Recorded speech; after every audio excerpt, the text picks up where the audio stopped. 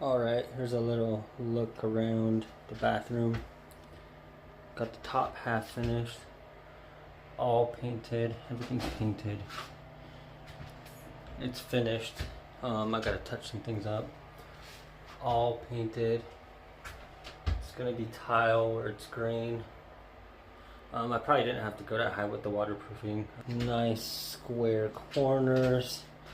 Everything lines up with each other. Since there's no tile up there, it's actually a little bit wider so that the tile down here will match up with this corner up here.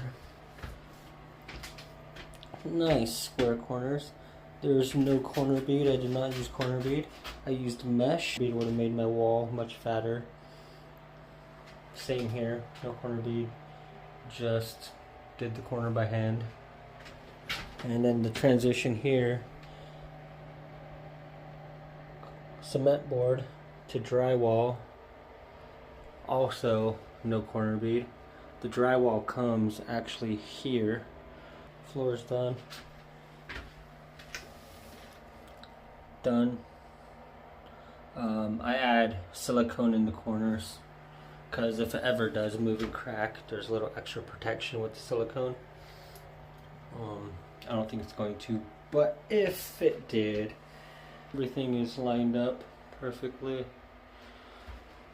And yes, there will be tile on the ceiling.